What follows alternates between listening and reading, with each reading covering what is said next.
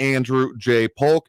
Thank you for tuning in, however you may be doing so, be it on air, online, live streaming through the free and reliable iHeartRadio app, or joining us over on the various social media pages that we should be up on by just about this point in time there. If you can't get us, then you wouldn't be able to hear this, but you're all trying to get us online and you're hearing us in any other format, just refresh over there because fighting some of those digital gremlins, it looks like today. But we're up in all those places that we are to make it the most accessible to you all. Again, on air, online, live streaming through the free and reliable iHeartRadio app. We can also leave those comments, by the way, in case you've never given that a shot. But should be up here. I think looks like we are now. Facebook, YouTube, Twitter, and Twitch. Facebook.com/Talk El Paso, the Talk El Paso channel over on YouTube. Twitter at Talk El Paso or twitch.tv, Andrew J. Polk. Again, we are in all of those places to be the most accessible to you all. As we have John Brazelton kind of leaving a comment. I wonder if we still have more of those gremlins going on. In any case, hopefully we'll be up there before too long. And looks like it is on our end. Anyway, and talking about a lot of things affecting us here in the borderland, just a ever so slight few top of mind here today. A lot of discussion going on, of course, that UMC bond. And so talking today, going to be talking about one of the groups with them, rather, that has been pushing for that petition to put it onto the ballot. What they're talking about, what the details they're putting out is, and how that came about. We'll be delving into that here today as well. But also, as we have Ida Beza-Gardner joining us over on the social media, hello to you as well, as we have those city elections looking a little bit clearer now after we had in case you missed the end of the show yesterday, we had a not quite photo finish, but some surprising last-minute additions that happened there. So we'll, of course, delve into those a little bit more, along with the budget. Yeah, that's a thing that'll probably have a significant impact on how you might choose to vote for someone for city council. At least I'm hoping it would have an impact on your considerations there, because otherwise, hell else are you voting on? In any case, those and also some of the things going on in the rest of the state. Yes, the immigration issues rage on, but a lot of focus going on from the state level government when it comes to the disaster declarations for dozens of Texas counties in the aftermath. You thought the rains we were getting here were a bit more. John Brazelton saying, yeah, let's hear it for the rain. Let's turn El Paso from a desert into a jungle. I've got weeds in my grass 2 feet tall. So being in the Mesa corridor here, some of those medians, particularly right off like a Shadow Mountain, what Sunland Park turns into, jungle would be an understatement. And calling it 2 feet high only, yeah, you could get lost in those things. Worried about, the jungle cats, maybe raptors or something hanging out in those. All I'm saying is that if you're getting any kind of fines on your property, and worried about, the maintenance, those kind of things that the city does, maybe just go take a picture of one of those medians. If they send you like a text message saying you need to deal with your property, you're going to be fine. Just text them back with that picture and saying, this you?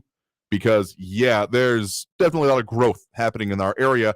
Actually saw some interesting pictures that have not been able myself yet to confirm here, but as much as we had right about this time last year, actually, it was a little bit closer to the end of August, but I went out there to that whole Salt Flats area, which don't break and cross the law and cross into people's property if you're doing anything similar to this. But there was some flooding out there. Don't think it's happened there this year. So if you head out, east from here along Montana till it turns into no longer just Montana. But apparently some of the areas I've been seeing people floating, pictures of them floating, feet up, swim trunks kind of status over in the White Sands National Monument area in the national park. So if you want to go out there, definitely don't be crossing anything you're not supposed to, because you could find yourself in even bigger trouble than just with the local sheriff out that way. But yeah, it looks like we are seeing some of that interesting effects from the rain here. So just since we're on that topic, what's going on with the rest of the state? Again, disaster declarations, because okay, let's juxtapose the way we've been getting the rain out here. It's been kind of off and on. Yes, there's been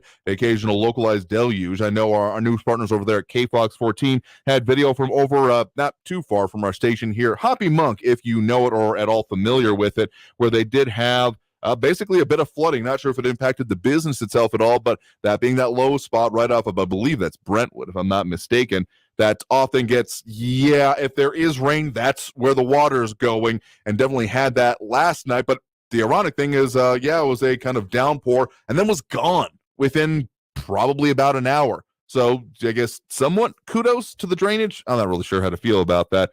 But in any case, we have that, and we have had those spots, and making sure that you're following the very good advice, turn around, don't drown. So our rain has been more or less interspersed, dispersed out, not all at once, but When you're talking about DFW and those other parts of Texas, yeah, again, they got it all at once. Some of the estimates now actually putting it upwards of 15 inches of rain within a day, which is, again, pretty close to our yearly average out here in far west Texas. So just to put that in perspective, as we also have Eric von Holstein-Rathlow joining us over on the social media. Peace to you as well, my man.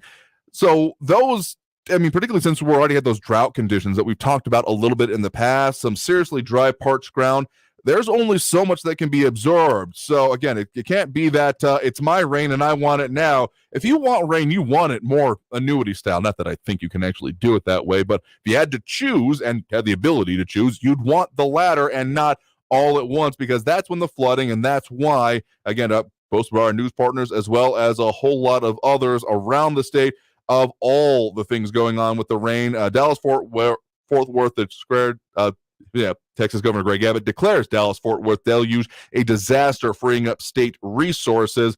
And, I mean, there's a whole lot going on there. 23 counties in Texas describing as the city's second worst rainstorm and flooding on record, and about another 10 inches on Monday. And at least one woman in Mesquite died when her vehicle was swept away. More than 100 homes damaged, including at state response, including 11 Texas A&M Task Force Swiftwater boat squads, tactical marine squads from DPS, search and rescue from Texas Parks and Wildlife. It's been serious over there. So, I mean, there's a lot of continuing, and specifically NIMKID, chief of the Texas Division of Emergency Management, quoted saying 15 inches in a 5-hour period. That is nuts. I don't think you understand, because you might think like, 15 inches, that's like not even up to my ankle, but that's across every bit of property that you're talking about in those affected areas. I kind of thought about it when I lived in places that got snow with any kind of regularity, thinking like, we're just talking about like, a few inches of snow, or maybe like a foot of snow. How could it be that bad? And it's sure, if you're just talking about like the 1 square foot that you probably have in mind there, no, it wouldn't be that bad, but it's everywhere. So just dealing with it can be monumental. And the fact that we had rivers at flood stage there, yeah, it's been bad. And no, we're not trying to become the Weather Channel or anything like that. But seriously, if you got anyone over there, loved ones, thoughts, prayers, and maybe donations would probably be pretty well appreciated by them, because this is going to take some, and this wasn't even a hurricane specifically. We're, of course, bracing for some of those as we get closer to the end of the year. Hurricane season is coming up, if we're not technically in it already. Again, I'm not a meteorologist, but seriously, these are some extreme weather events categorized in that 1 in 1,000-year storm, which doesn't mean that we're good for the next 1,000 years. Unfortunately, that this definitely won't happen again, but more that's, it's about 1 in 1,000 chance that it could happen. And so that's why I've said more than a little bit, particularly out here, if we're not going to be at least considering that such extreme weather events might be happening and being prepared for it, setting ourselves up for failure in the future. A lot of conversation going on about the resources, infrastructure, etc., not able to handle the current type of events that these happen, much less the future here. So that's going to take us through our first segment here already. Louis Pinato, a little bit unclear on the concept here. Don't usually take calls at this point during the program, but we will be getting to our guest here in the next segment here. Just maybe, stay a little bit up on the program that you purport to watch anyway. In any case, okay, John Hurt's correcting me. Yeah, hurricane season started 1st of June. So there you go. We're definitely in it now. And guess if, past indication is any indication of future performance, could be a very, very interesting year indeed. But otherwise, talking about some of the local situations, that's more of a statewide focus, because that's going to be drawing a lot of state resources, make no mistake. But again, we still got a lot of issues in our area we'll be talking even further about, including that UMC bond, or more specifically, the County Hospital District Certificate of Obligation bond, and the debate going on about that, talking with at least one of the organizations that is looking at, what they want to see happen with it, some specific language and some specific provisions of a Texas local government code, and what they want to have happen with all of these actions. So stay tuned for more Talk El Paso. Again, taking that first break of the hour here right now. You are tuned to Talk El Paso, airing live here on News Radio 690 KTSM. I'm your host, Andrew J. Polk. Again, after this break, talking about that bonds, the provisions of it, the issues these groups tend to have, as well as what they want you to do about it. So stay tuned. More Talk El Paso after this break here on News Radio 690 KTSM. Traffic all day. News Radio 690. I-10 eastbound after Trowbridge, a crash is slowing traffic, minor delays. Trans Mountain eastbound at the Gateway North, an injury accident there with paramedics on the scene. I-10 eastbound at Lee Trevino, a car hauler is blocking the right shoulder. And police and medical on scene of an injury accident, Dyer, northbound at Hercules. Kerry Edwards, El Paso traffic. This report is sponsored by the Truth with Lisa Booth podcast. What does Monica Crowley think about the FBI raiding Trump? We're going to get Monica Crowley's take on the Truth with Lisa Booth, and make sure to listen to Truth with Lisa Booth every Monday and Thursday and throughout the week on the iHeartRadio app, Spotify, Apple Podcasts, or wherever you get your podcasts. Hey, El Paso, Ivan Ochoa, General Manager of Sunland Park Chrysler Dodge Jeep Ram Fiat. Once again, we were El Paso's #1 dealer in new Chrysler Dodge Jeep and Ram sales in July. Thank you, El Paso and surrounding areas. How did you do that again? We have the best inventory and the best prices in town with exceptional trade-in values. You heard the boss. Get big savings on every new and certified pre-owned vehicle in our huge inventory. Save thousands in interest with 0% APR for 72 months on new 2022 Dodge Chargers and Challengers. Plus, huge savings and super low 2.9% APR for 72 months on 2022 Ram trucks. All military personnel and all first responders receive an additional discount. Thank you for your service.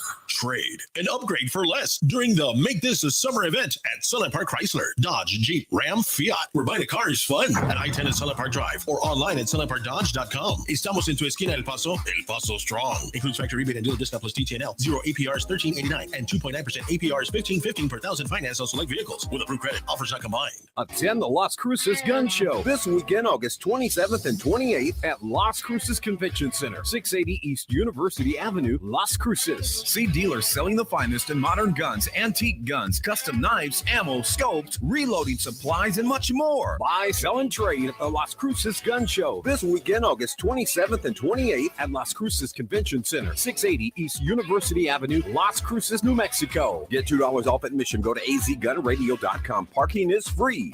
This is it. Your last chance to win $5,000 a week forever from Publishers Clearinghouse. There are just days left to enter. Win $5,000 a week for your life. Then after that, someone you choose gets $5,000 a week for their life. But you must enter at PCH.com before it's too late. Leave a legacy for your loved ones. Hurry, time is running out. So enter now at PCH.com. $5,000 a week forever. Don't miss your last chance to win it this August 31st. Enter now at PCH.com. Entries due 8/29. No purchase necessary. Order prohibited. Kids dream big. Protect your child's dreams by keeping them healthy. If your son or daughter is age 11 or 12, the American Cancer Society recommends giving them the HPV vaccine to help prevent HPV cancers later. Learn more at cancer.org/dreambig. News Radio 690 KTSM. Live from the KTSM AM 690 studios, it's Talk El Paso with Andrew J. Polk. To be a part of the show, follow on Facebook at facebook.com/Talk El Paso. Now here's your host, Andrew J. Polk.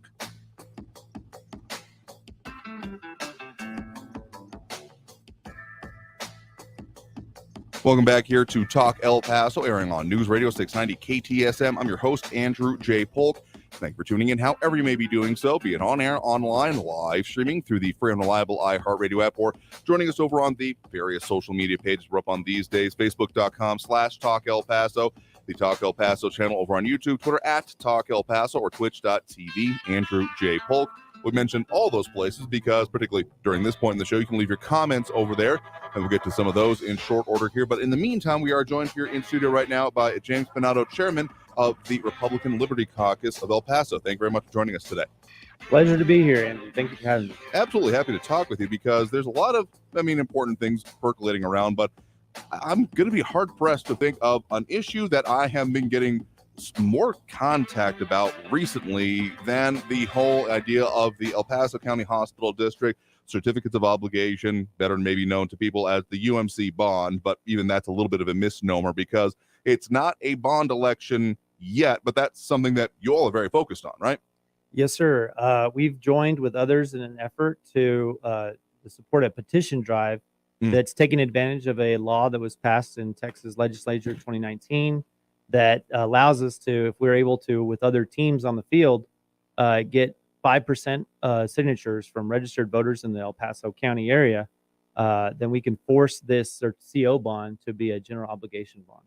And so for those unfamiliar with this issue or not sure about the technical nature of this we're talking about that roughly 240 some odd $1 million proposed so far. Well, actually 340. You know, they're going around talking about 345 million. Right. But the notice of intent that they put in the El Paso Times paper on July 7th goes up to 400 million. Right. So, yeah, they've been talking about it as a size here, but of course, yeah, and what has also been the item that has been placed on the county commissioner's court agenda does place for up to $400 million. So that's another way it's been being referred to here. But that item, of course, for expansion, we've talked about that on this program previously, and all the discussion around it here is currently slated to be certificates of obligation, meaning it is something that another phrase that has sometimes been used for that is non-voter approved debt, as opposed to, say, a bond which goes on the ballot and is then voted on. There will be some bonds already expected on this November ballot, as it already is from the municipal side of things. So this would essentially be trying to put it there. So the petition that you all have and that people can find at, among other places, elpasopetition.com reads as follows: we oppose the proposed property tax increase for debt without a public vote, citing specifically Texas Local Government Code, subsection 271.049C. And so that is the specific technical aspect of where you are saying, and there's a lot of important information on the petition itself, and people should check it out if they are interested in it or want to know more about it in any case, in any circumstance, and puts a general kind of opposition to that without a public vote, again, as it's set up there. So that is why you are going to focus on this and try to push for that to be then on the ballot to allow voters to approve of it directly, as opposed to their elected representatives on county commissioners court, right? Right. You know, it's unfortunate that all this time and resources is having to be spent towards this cause. But unfortunately, the CO bond, is just a horribly abused financial tool it's just a bad practice in this county and the city also, where, El Paso has more, the city in particular, but it ties in with the other governments involved. We have more CO bond debt than all the other large cities of Texas combined: Houston, Austin, San Antonio, Dallas, Fort Worth. And the reasoning behind that is because they know that we're overtaxed. We're the second highest property tax city in America. And of the top 10 list, we've got the second lowest household median income. And so, they're just squeezing us, and they know that we're taxed enough already. So, they don't want to take it to the voters. They know, and they're being dishonest with their points that they're saving us money because the interest rates are going up. And so that's why they want to just do a CO bond. The truth is, they know that if they put this up for a vote, voters would vote no. It's crazy that they want to run the credit card up to $400 million after the county government shut down businesses for a year and a half. And then eventually, they shut down businesses for a while, and then people they're laid off or couldn't go to work. And then they said, okay, you can have 50% capacity, 60%, played all these stupid games with people. And we found that none of that mattered and whatnot. But whether or not you agree with that pandemic policy, people are trying to get back on their feet right now. And so even if you supported all those pandemic measures, I think everyone can understand that the economy, not just locally, is stressed, but worldwide. There's just a lot of things going on. We might be heading into, I think we've headed into a recession. We certainly do have inflation. The Federal Reserve has acknowledged they don't know what they're doing with monetary policy. And the county government wants to run the credit card for things that are really nice things to have. It's wonderful to have all those things, but we can't afford it. And so we need citizens. I know there's a lot of frustration and consternation, like anxiety about things happening, at the state and national and international level. This is an issue where listeners can do something about it. Regardless of your party affiliation, everyone feels the pain of this property tax issue. And so everyone has the ability to get involved and support this petition drive. Again, that guest right now, James Benado, chairman of Republican Liberty Caucus, again, talking about the petition drive that they are a part of here. Again, posted just the title of it, we oppose the proposed property tax increase for debt without a public vote, referring there specifically to the El Paso County Hospital District, specifically better known as University Medical Center or UMC. And if you want to find out more information about their effort and what's going on with it, of course, elpasopetition.org. It's one of the best addresses to find the petition itself and some of the talk about it, as well as their Facebook page with the Republican Liberty Caucus of El Paso, facebook.com/El Paso RLC, or just search El Paso Republican Liberty Caucus there on Facebook. And so there are a lot of, you kind of mentioned there that there are a lot of complementary efforts and organizations that you're kind of working, not necessarily alongside, but also along with on this effort, right?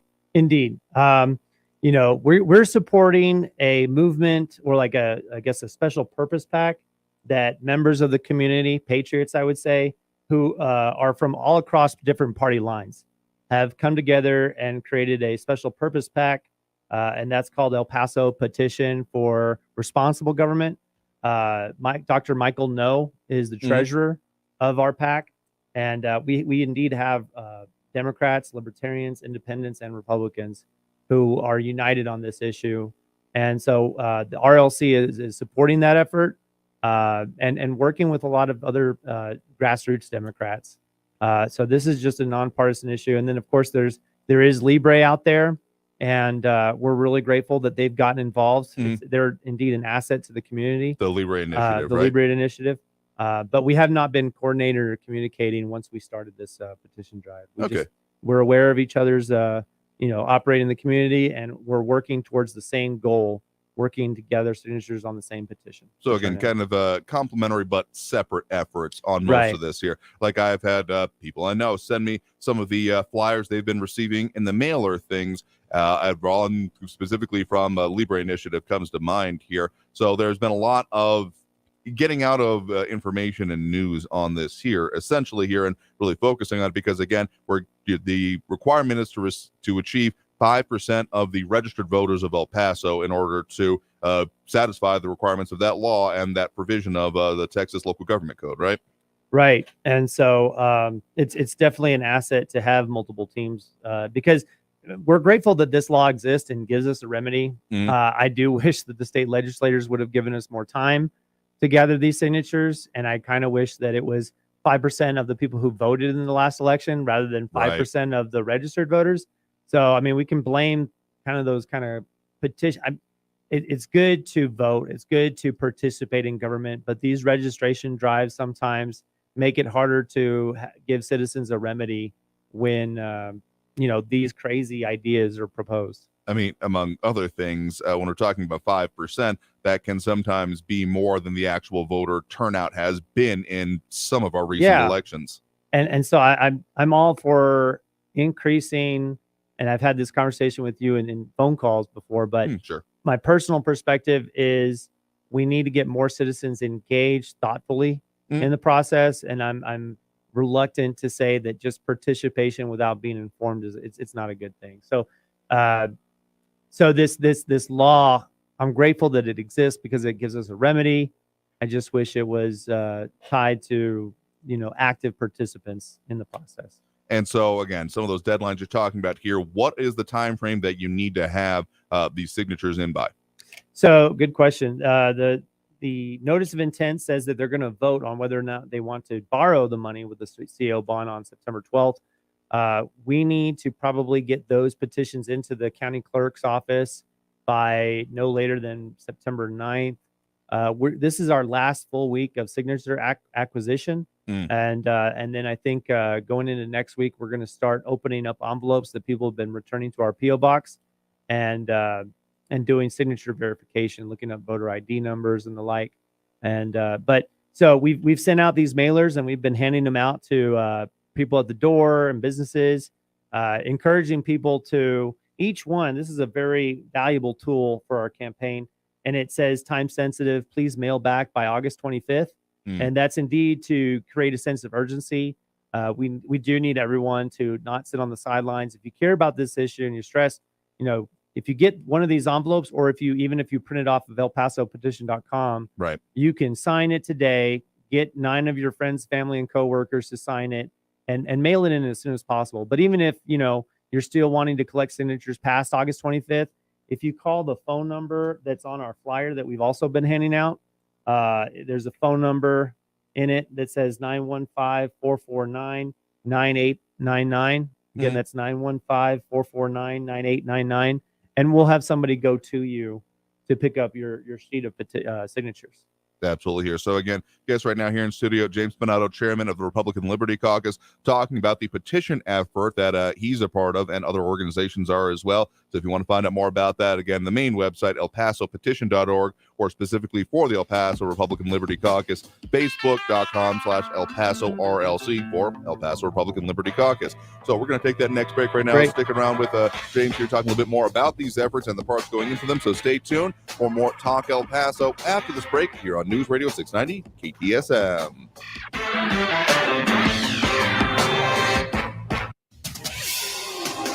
El Paso's News Radio 690 KTSM. Hello, everyone. This is Robert Olguin with your KFOX 14 News Update. Topping our news today, 7 migrants were apprehended and 2 people were arrested after a traffic stop in West El Paso this morning. Troopers with the Texas Department of Public Safety are working with Operation Lone Star. They conducted a traffic stop on a red Chrysler van. Troopers say they saw several people in the vehicle that were later identified as people illegally in the United States. El Paso's largest food bank is closing a program where low-income senior families could get food at a low cost. According to El Pasoans Fighting Hunger, the food pharmacy closed its doors yesterday due to rising food and transportation costs. In a statement, the food bank said, unfortunately, due to challenging times, we cannot sustain this operation. On average, the facility served 450 senior families a day. This has been your KFOX 14 News Update. I'm Robert Olguin. News Radio 690. Traffic all day. An earlier crash, I-10 eastbound after Trowbridge, is causing some minor slowing to downtown back to Cotton Street. Eastbound Trans Mountain at the 54 Gateway, an injury accident in the clearing stages. Gateway Boulevard westbound at Eastlake, a stalled vehicle is blocking the right turn only lane. And heads up for a crash Alabama Street at Sacramento. Carrie Edwards, El Paso traffic. From the Forward Weather Center, I'm CBS 4 meteorologist Kira Miner. We'll see mostly cloudy skies to start with a few showers, followed by isolated storms late in the day. Expect a slight drying trend by the middle part of the work week as temperatures return closer to average in the lower to middle 90s.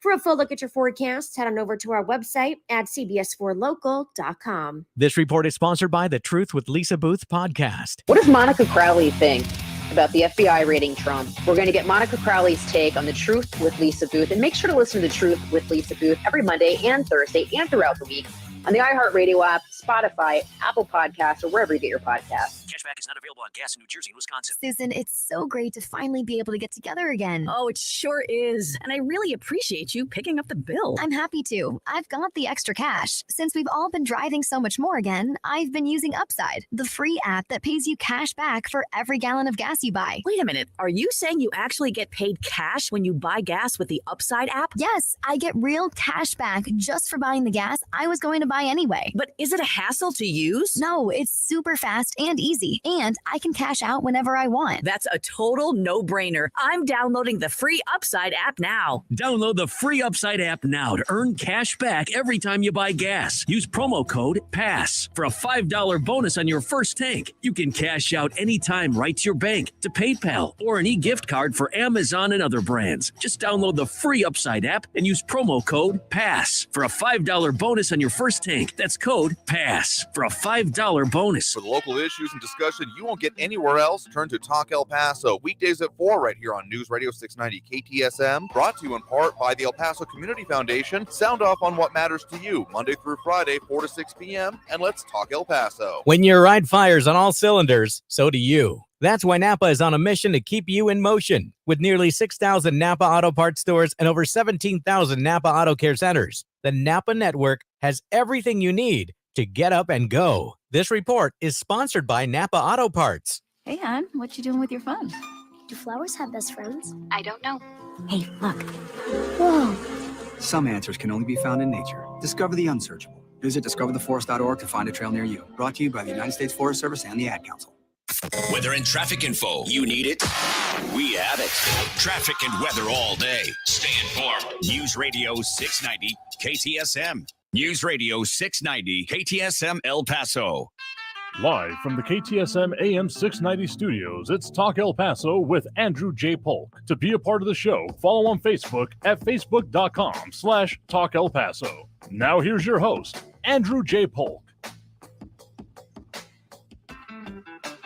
Welcome back here to Talk El Paso, airing on News Radio 690 KTSM. I'm your host, Andrew J. Polk. Thank you for tuning in however you may be doing so, be it on air, online, live streaming through the free and reliable iHeartRadio app, or joining us over on the various social media pages, Facebook, YouTube, Twitter, and Twitch, either under Talk El Paso or Andrew J. Polk, whatever works best for y'all.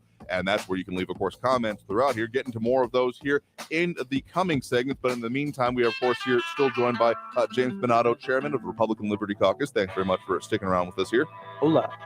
So we've been talking about, of course, that petition effort related to what is going on with the El Paso County Hospital District, a.k.a. University Medical Center, UMC, and the certificates of obligation there, that up to $400 million set of projects that the money could be issued along with it as soon as this mid-September, and y'all's petition drive going along with this. So obviously the concern about this is part of the reason y'all have these efforts going on here, but how exactly did this specific petition drive, some of the other organizations that y'all have been working with or are aware of, or at least your own individual efforts, kind of come about?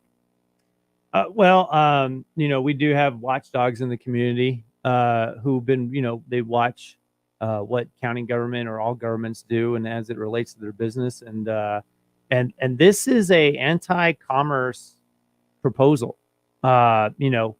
El Paso, unfortunately, and this is a big part of why RLC is fully engaged in this issue, is because, unfortunately, as we've been told by former mayors and whatnot, that the reason residential property taxes are so high is because El Paso does not have the commercial real estate that other cities in Texas or other cities in the country have. So we lack commerce. We have, unfortunately, like the main employer of El Pasoans are government entities, whether it be your school board or county government. And so we need more commerce. And this, affects businesses' bottom line. Certainly affects the El Paso Builders Association, El Paso Rental Association, the Hispanic Chamber of Commerce. They all came to the June 27th hearing and spoke against it because it hurts people who live in El Paso. It hurts homeowners. It hurts people who sell homes. It hurts people who rent.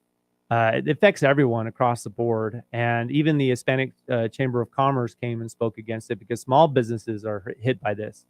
And then one of our healthiest industries in El Paso is medical care.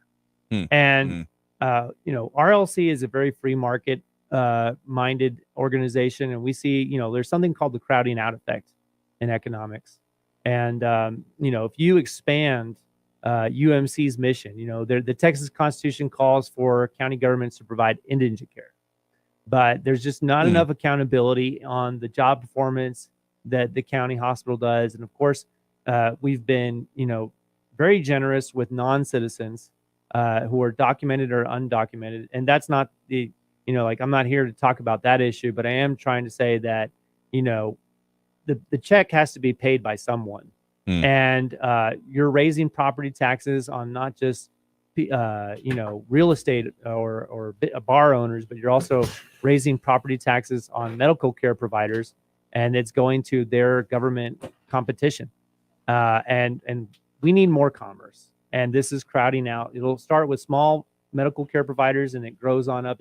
Everyone's margins get thinner, and so we saw this as yet another proposed government solution that affects businesses in a bad way, and it takes us in the opposite direction of where we want to be. Where El Paso Strong to us means that we have a healthy commercial sector in our economy.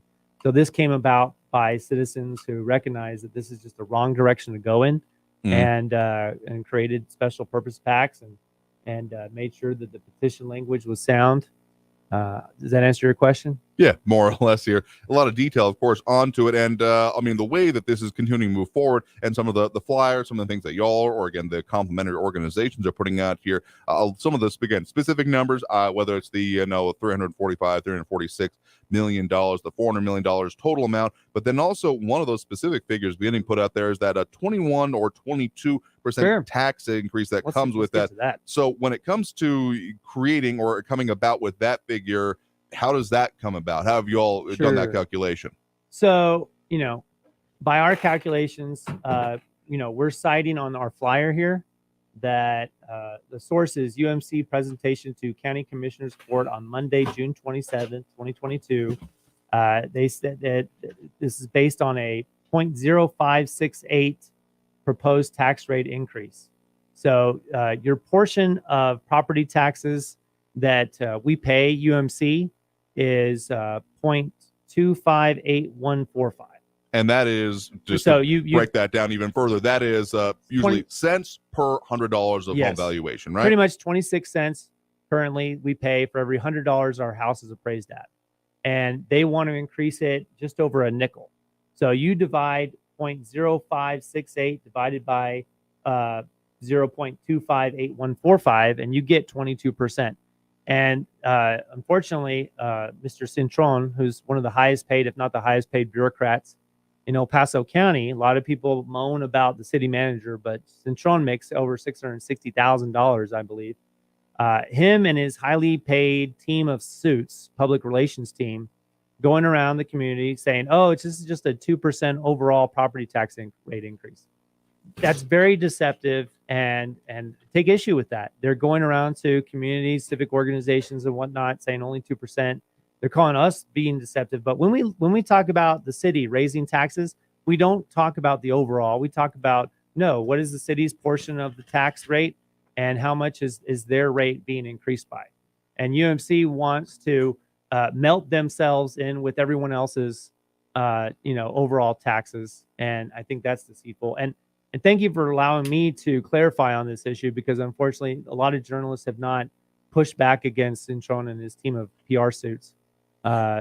Sure, we've had a lot of conversation about the taxing and tax rates. And so essentially what you're getting to here is that there are 5 kind of minimum, depending on where you live here, because there could be special districts, water improvement, etc. But 5 major taxing indices that then make up what you pay in your local taxes, your local property taxes. And UMC's PR team of suits should not be just melting their proportion with everyone else's. They should be, if they were honest and had integrity, they would be specifically talking about their portion of the property tax bill. So essentially what you're saying is that their conversations about what percentage of, again, that overall pie is, and you're talking about what the percentage of their slice of your ultimate tax bill actually is the way it kind of breaks down. It's the way it should be explained to people, if we're being honest. And they're also saying that this is like a $30, $50 increase on your taxes. They're saying like it's a cup of coffee a month.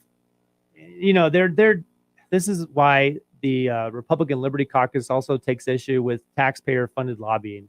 It's just not right that our taxpayer money goes to lobby to justify this to citizens. I feel like the special interest groups that want this should have to, come up with their own funds.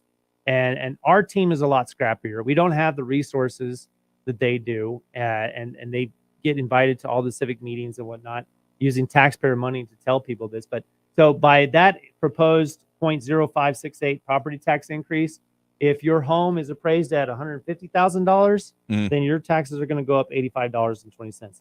If your home is appraised at $200,000, that your taxes are going to go up $113.60. That is because we're taking the appraisal of your home, like if it was $200,000, we're dividing it by 100, and so that's 2,000. We're multiplying 2,000 times 0.0568, and that's how we see that your taxes are going to go up additionally $113.60. And that's not, also including if your appraisal goes up again next year. Yeah, absolutely here. Again, if you're just joining us, guest right now is James Spinato, chairman of the El Paso Republican Liberty Caucus. Again, for information on the petition drive we're talking about here specifically, elpasopetition.com or their Facebook page, El Paso Republican Liberty Caucus. And you all do have, besides this ongoing event, ongoing petition drive going through early next month, essentially, even though hoping to get it as soon as possible. As you mentioned, I do have at least one other event coming up here related to kind of these issues, but also a little bit more broad, right? Yeah, no, it's just please do don't hesitate. Everyone can get off the bench and download the petition, sign it, mail it in today. Or we will be getting signatures at the football game leading up to the minor game.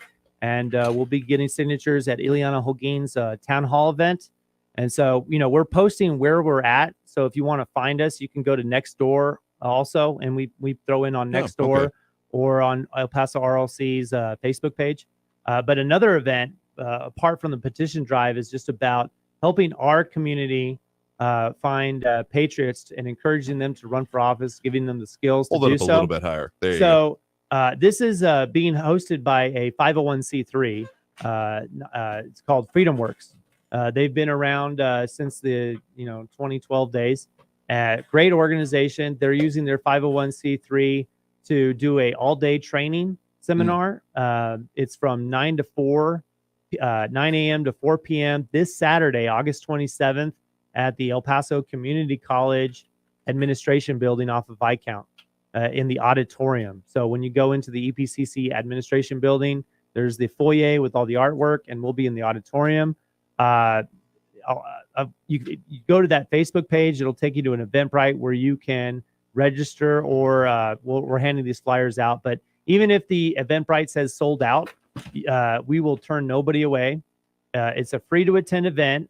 They're going to focus in the morning on empowering parents to get a better handle over their school boards, or, the same lessons could be applied to just citizens who want to get control, rein in the excesses of their local government. And then in the afternoon, it's going to be all about helping candidates. The focus is on school board races, but really the lessons that we're going to be taught can be applicable to any political cause. If you're running for county commissioner or city council, or even if you're promoting a nonprofit cause, this is going to be communication skills, dealing with the press, how to fundraise effectively. It's free training. There's going to be a free breakfast and lunch catered by Freedom Works. And so don't miss this opportunity.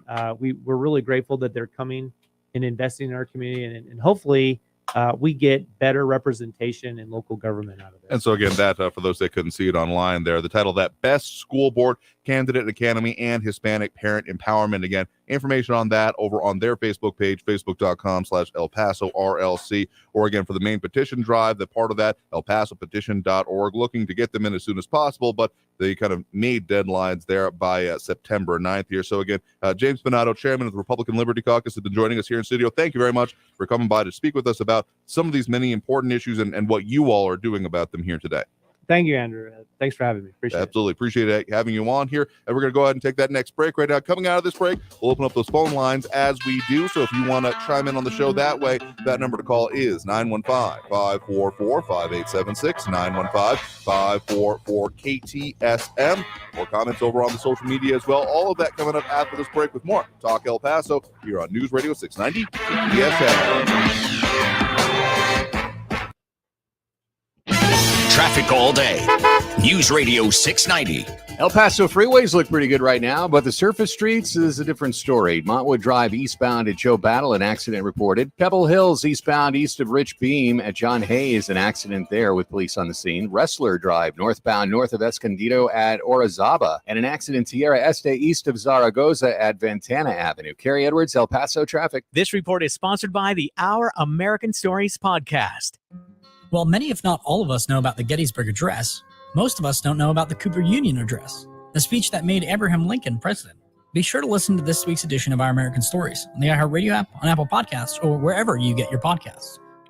Since 1996, AB&C Small Engines has been your service center for all makes and models of lawn and garden equipment to small industrial, golf carts, and generators. AB&C is also a great place to work. Ask Fernando. He's worked at AB&C for 25 years. AB&C Small Engine, 3430 Lee Boulevard. Call 778-2777. Small industrial, generators, and more. AB&C Small Engines is looking for additional repair crew. AB&C, 3430 Lee Boulevard. Maybe you've had to put off a health appointment or two during the COVID-19 pandemic, but if you're 45 or older, there's one test you shouldn't put off any longer. That's your regular screening for colorectal cancer. Colorectal cancer is the leading cancer killer, but can be prevented with regular screenings starting at age 45. There are more screening options than ever before, including at-home tests. It takes guts to put your health first. Ask your doctor about your options today and visit cdc.gov/screenforlife for more information.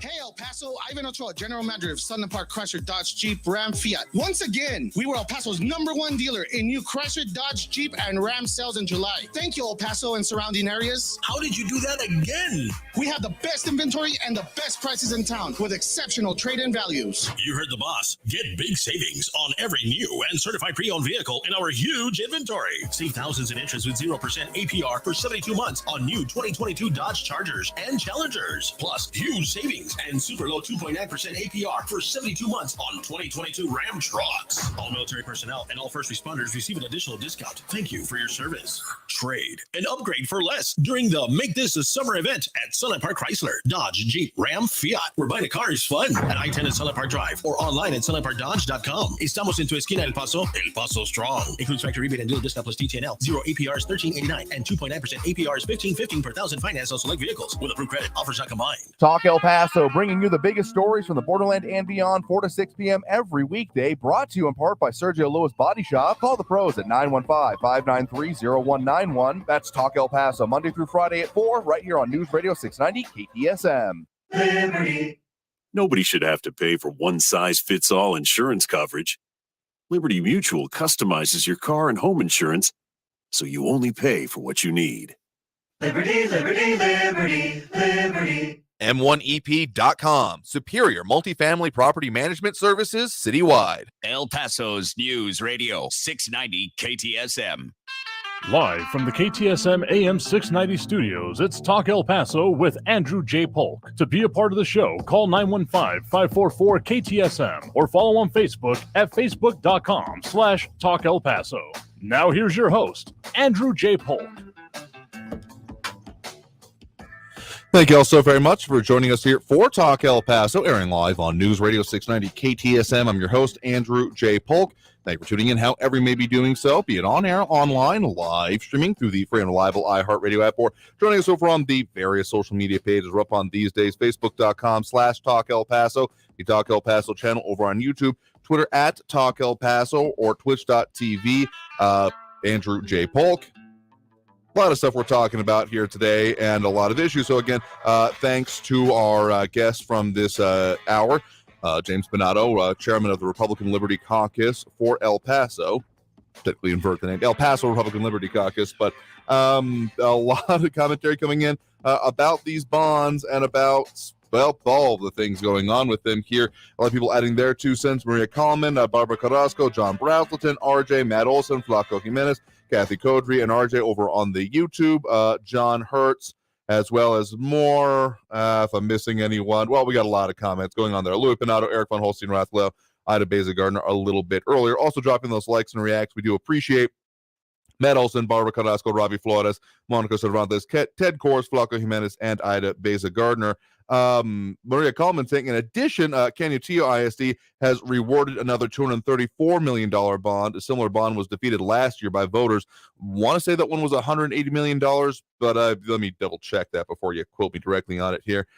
Saying that, continuing on Maria Coleman's statement here, a super PAC was involved then and probably now. They propose a new middle school, equity projects, free laptops, and are hoping to use the Uvalde tragedy to emphasize security issues, citing a 25-year-old school as obsolete. Equity is not taxing your home to distribute free computers. Please vote no. Again, her call for that here. And Barbara Carrasco saying community activism at its best, sign and send in the petition. Again, we put this out there so people can be informed about those issues and what's going on with it. John Hurt saying a little bit earlier, never heard of this effort till today, fully support it though. Again, that is entirely your prerogative to decide what you want to do with the issues we bring up here. And a lot of other commentary about the way things talk about. Flaco Jimenez saying that he doesn't want to talk about the issue of citizens receiving benefits, yet that is a very relevant component of this issue.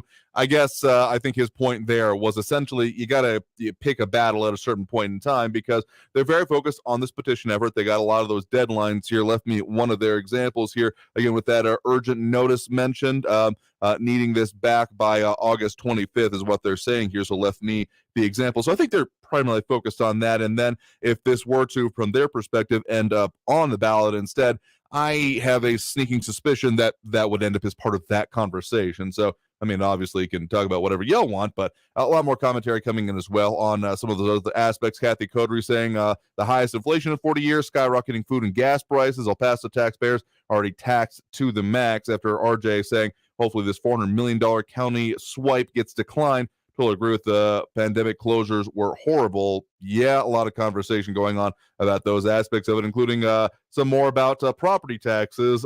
John Hurt saying a little bit earlier, so glad I still don't pay property taxes. But Barbara Carrasco, we popped some of those comments on during the interview there. But Barbara Carrasco saying, if you live and breathe in El Paso, you're paying property taxes directly or indirectly. There is quite the argument to be made there in favor of that, given that costs always roll downhill like some other substances I can't name right here. In any case, that's going to take us through that next break right now and into the top of the hour. So got the top of the hour news break coming, and we'll get into more of the subjects of what's affecting us here in the borderland. More on, we didn't even begin to scratch the surface when it comes to some of those other budgets getting decided here, including from the city of El Paso. And of course, we have those phone lines open if you want to add your 2 cents. So all of that coming up after this break. Again, that number to call, 915-544-5876, 915-544 KTSM. Back after this break with more Talk El Paso after the top of the hour news here on News Radio 690 KTSM. Don't go anywhere.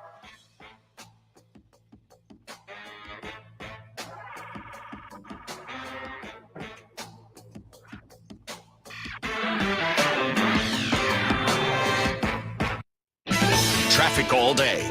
News Radio 690. El Paso freeways look pretty good right now, but the surface streets is a different story. Montwood Drive eastbound at Joe Battle, an accident reported. Pebble Hills eastbound east of Rich Beam at John Hayes, an accident there with police on the scene. Wrestler Drive northbound north of Escondido at Orizaba, and an accident Tierra Este east of Zaragoza at Ventana Avenue. Carrie Edwards, El Paso traffic. First, we decide where we want to go. Then we need to know the best way to get there. Hi, my name's Adam Barada. I'm the owner of Advantage Gold. We're the highest rated precious metals firm in the country. We teach people how to own physical gold and silver. Now, we've won the Best of TrustLink Award 4 years in a row because we educate our clients on how to buy gold and silver the right way. We don't pay celebrity spokespeople millions of dollars. We'd rather pass that value on to you. Call 800-900-8000 and speak with one of our experts. We'll send you a free gold kit along with my latest #1 national best-selling book, The Great Devaluation. Call 800-900-8000. That's 800-900-8000. Get the best information, the best process, the best service, the best value. Call Advantage Gold at 800-900-8000. Call 800-900-8000. Advantage Gold is not an investment advisor or a tax advisor. Consult with your financial advisor before investing. Call 800-900-8000. Most of the time, traffic is pretty good. But there are times when traffic can be pretty bad. No, I mean like really bad. Almost, but more like an asteroid's gonna hit the city and everyone's trying to get out of town at once and nobody's car is moving and people are running down the highway clutching their kids and whatever belongings they can grab. Yep, now you got it. It's times like these you need your severe traffic station. Traffic and weather all day. Stay informed with El Paso's News Radio 690 KTSM. Text and work. Text and pretend to work. Text and act surprised when someone calls you out for not working. Who, me? Text and whatever, just don't text and drive. Visit StopTextsStopWrecks.org. A message from NHTSA and the Ad Council. There won't be much substance on your news feed until you add us. Just like us or click on the link. Traffic at KTSM News Radio 690 is KTSM AM El Paso, an iHeart radio station. NBC News Radio, I'm Brian Shook. Key primary elections are being held in New York and Florida today. In the Sunshine State, possible opponents for Republican Governor Ron DeSantis include Democratic Congressman Charlie Crist, or State Agriculture Commissioner Nikki Fried. Up the coast, the spotlight is on a New York City House race that pits incumbents Jerry Nadler and Carolyn Maloney against each other thanks to redistricting. A new report is claiming former President Trump returned more than 100 classified documents to the National Archives in January. The Washington Post says the archives informed a Trump lawyer that the FBI would be granted access to 15 boxes of the returned documents to determine whether they were handled in an unlawful manner. The FBI removed another 20 boxes from Trump's Florida estate in a raid earlier this month. The UN Security Council is looking into the troubling situation around a huge nuclear power plant in southern Ukraine. Ukraine, neighboring states, the entire international community are living under the threat of a nuclear catastrophe, and people are understandably terrified.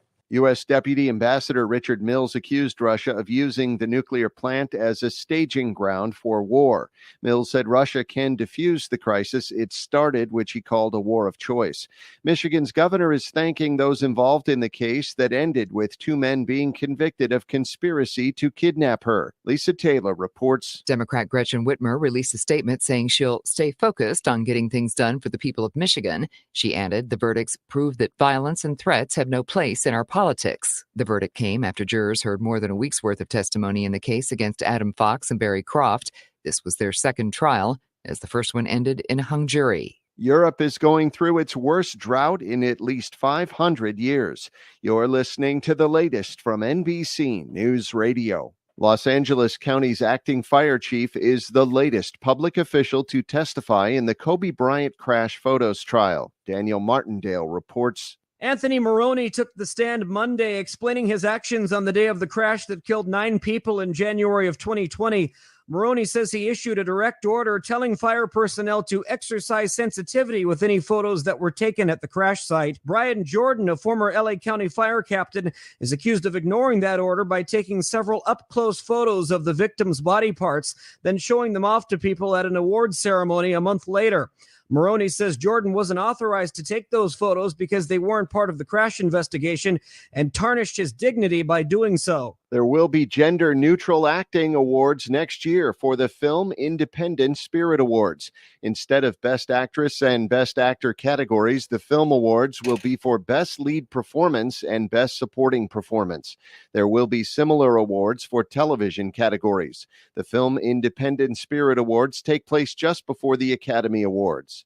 The U.S. Open Fan Week is kicking off after a 2-year COVID hiatus. Sarah Lee Kessler has more. You can see top tennis players compete in qualifying rounds for the U.S. Open now through Sunday. Almost all events are free at the Billie Jean King National Tennis Center in Queens. There's also an exhibition match featuring former U.S. Open champs. On Wednesday, there's Tennis Plays for Peace, which is Ukraine Independence Day. Rafael Nadal and Coco Gauff will be among those playing. Tickets will go towards Ukraine relief and cost $25 to $50. Arthur Ashe Kids Day is on Saturday. Sarah Lee Kessler, New York. A new trailer for Lord of the Rings, The Rings of Power is out ahead of the show's September debut.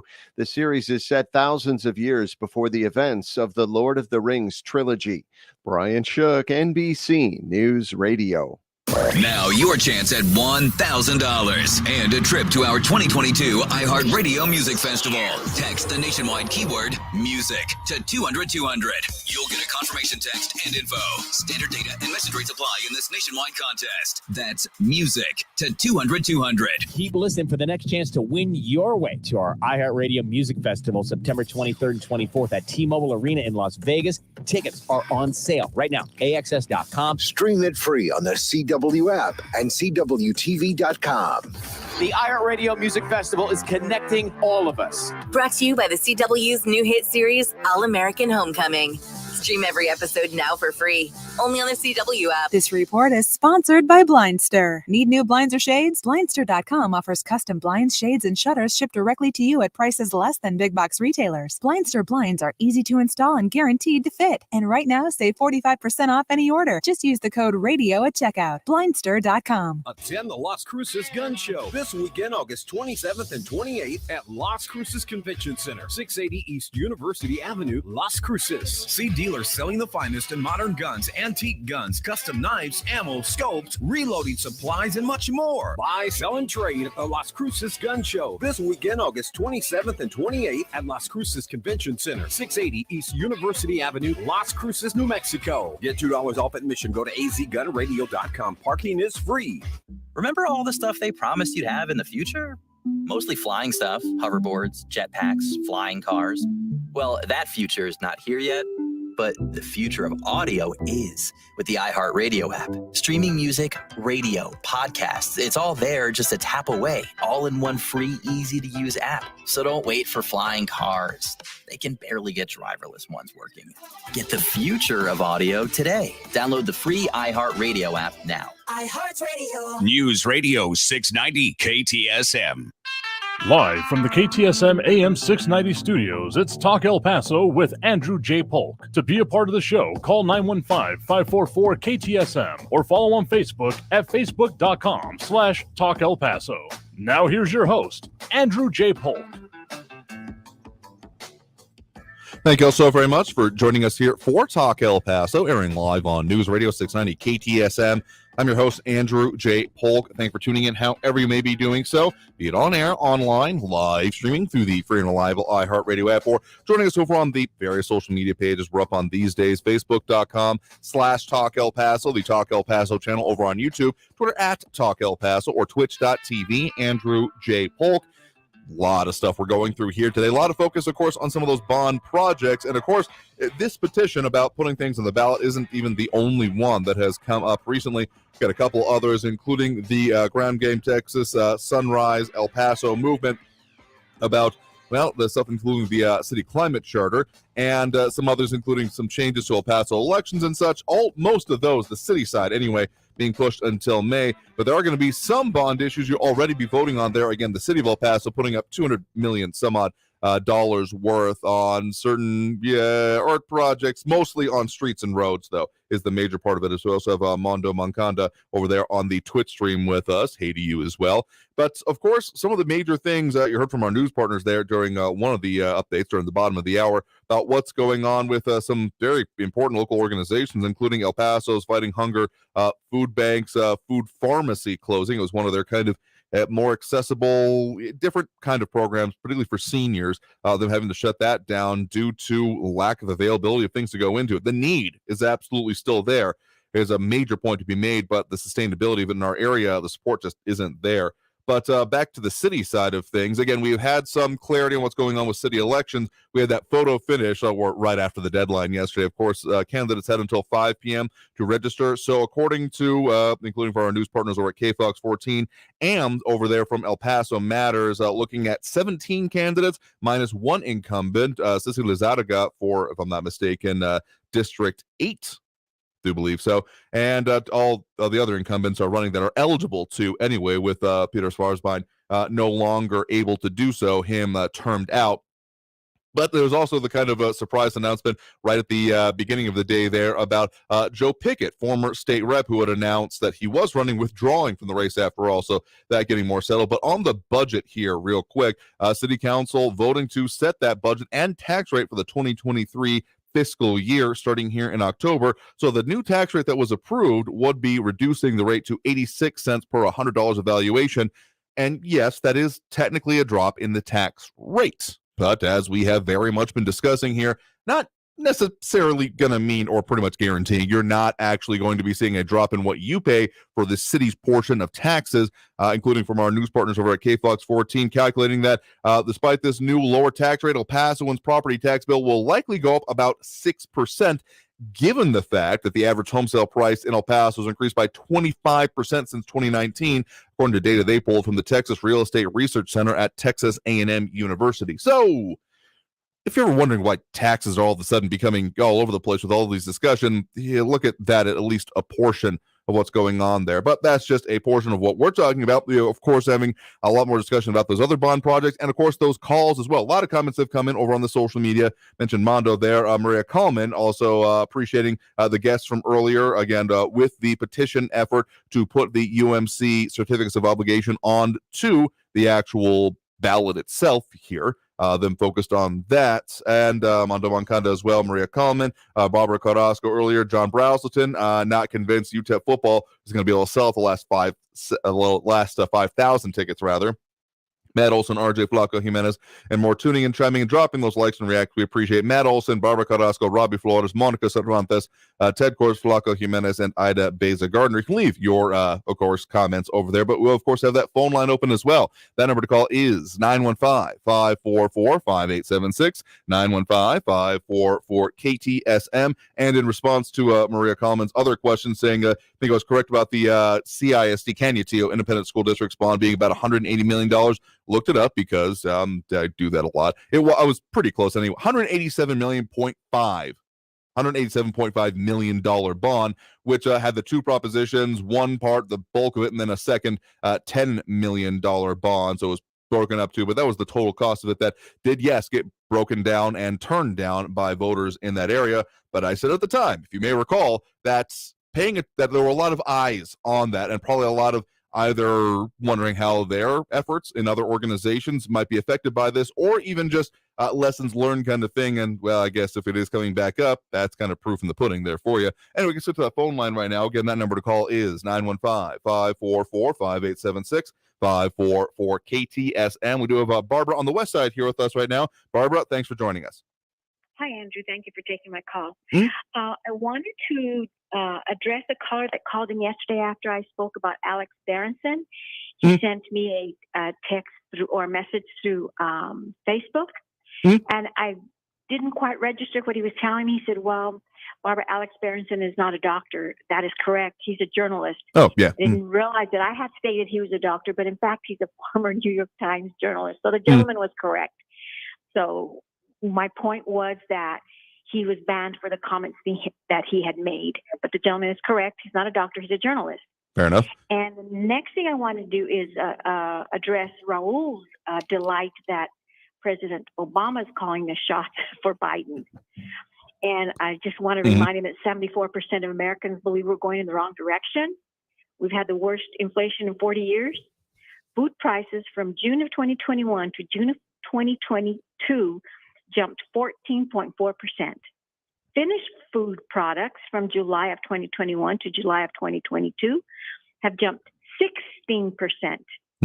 In May, President Biden announced a conference on hunger, nutrition, and health, the first to be called in 50 years. And they're trying to deal with the hunger, rare diseases, diabetes, obesity, and everything else that's associated with hunger. And this is the fastest drop in real wages in 4 decades. And there's a 3.5% gap between wages and inflation. We've had the worst baby food shortage ever. The highest deaths in drug-related incidents are from fentanyl. Yesterday, they in Nogales, they seized 1.5 million candy-colored fentanyl. Right. So that's pretty deadly for our children. And now we have an IRS that the job description is there to carry firearms, they are to be willing to use deadly force, participate in arrests, execute search warrants, and participate in other dangerous assignments. It sounds to me like we could use these guys at the border, not knocking on our doors. Then we have now parents who are concerned about their children's curriculum. They are now terrorists, according to the DOJ. And woke corporations, the higher the ESG scores, the more devastation it is to the countries. Take a look at Sri Lanka, the Netherlands, and Ghana. And of course, rather than being energy independent, now we're energy dependent. Regarding the disastrous handling of COVID, they are now, CBS, NBC, and others are reporting that there was fraud between $80 billion and $100 billion of funds stolen from the health COVID. And just recently, 12 healthcare workers in Illinois won a $10 million lawsuit against the hospital for not considering their religious exemptions fairly. And regarding the electric vehicles, I think there was an article in El Paso Inc. a few weeks ago. The CEO from El Paso Electric was touting her electric vehicle. Well, in March of 21, I was reading, there was an article about Paso, one of the worst cities to live in.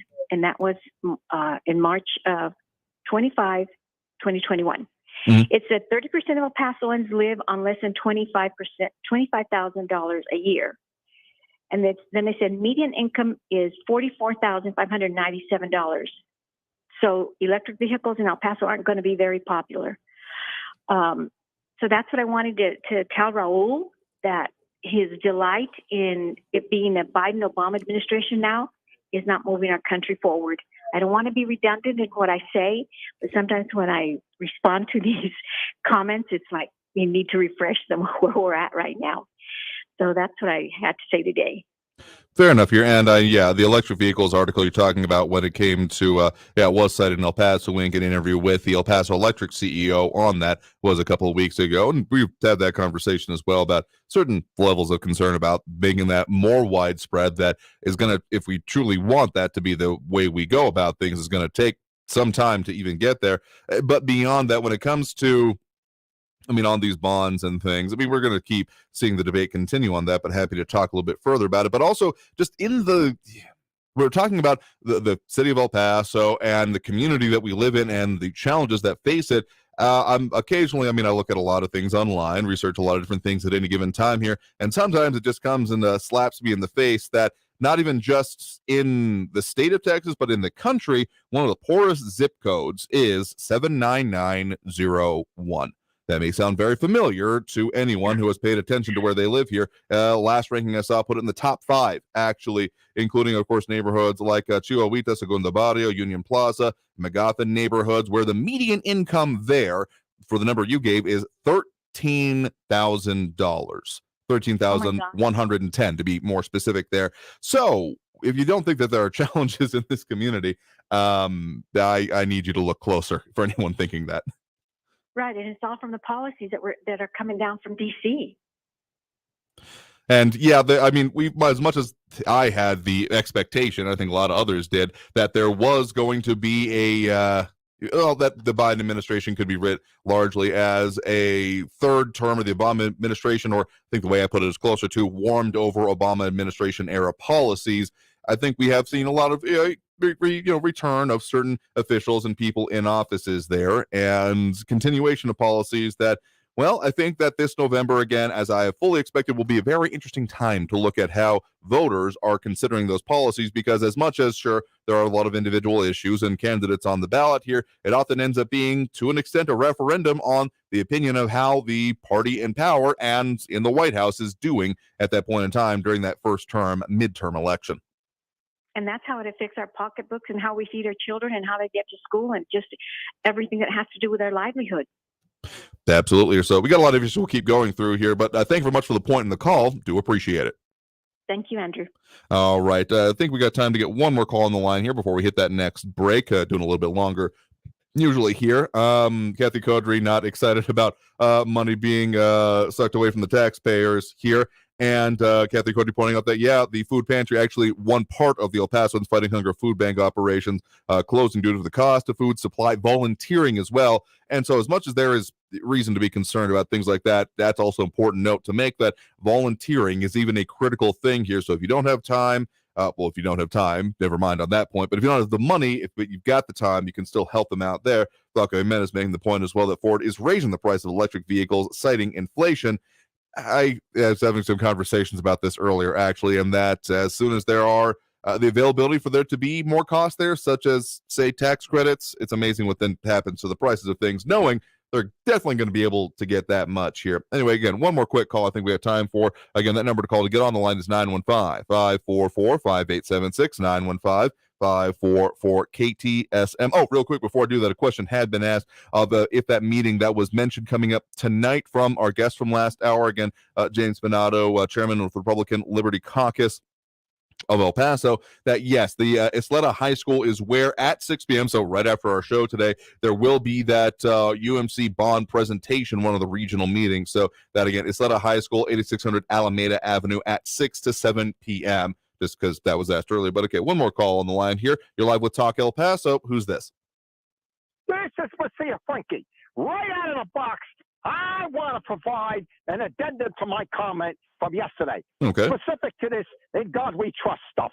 I'll tell you what, mark my words, guaranteed there's going to be some other religious nutjob group out there that's going to provide in, I don't know, Shiva we trust, in whatever the God they want is going to be up there. And guess what? They're going to say, no, you can't do that. This is against or whatever. So this is going to the Supreme Court. Guaranteed. That's my addendum. Number two, I just heard that Barbara, I got to tell you something. There's this great movie in the 1970s. Clint Eastwood, Telly Savalas, Don Rickles, somebody else. Kelly's Heroes. And then this one fella, this tank driver is named Oddball, right? And Moriarty is the tank driver. And Moriarty was always complaining, just like you, Barbara, always complaining. And Oddball had always the greatest thing I ever remembered. Always with the negative vibes, Moriarty. Always with the negative vibes. Just change Moriarty into Barbara. Watch the movie, Barbara. You are Moriarty. That's what I want to say. All right. Well, I mean, as much as I love a good old World War II movie, it's an interesting comparison made there. And to your initial point there, I wouldn't be too surprised if, yes, there are either lawsuits or even, I'm not going to say, I guess someone interested in Shiva being there could do it. I would further, more accurately expect that whatever the local organization or statewide organization, anyway, if they say Tambic Temple, as much as they have been kind of needling at those kind of laws, they'd be one of the first ones I expect to there, which is why I think partially the law was crafted the way it does to potentially stave off challenges like that, making it that if it's donated, and with that kind of phrase on it here. So we'll see what comes up with that. But that's my expectation. If anyone is actually going to bring it, it would probably be that group.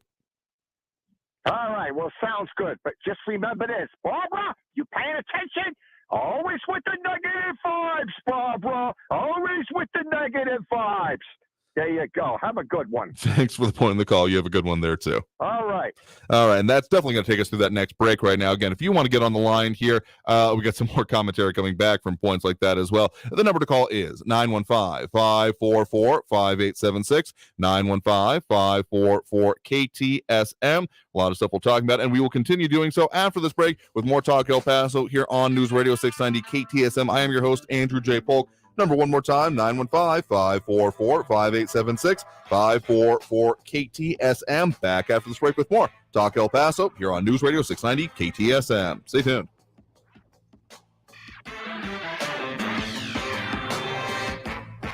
Traffic all day. News Radio 690.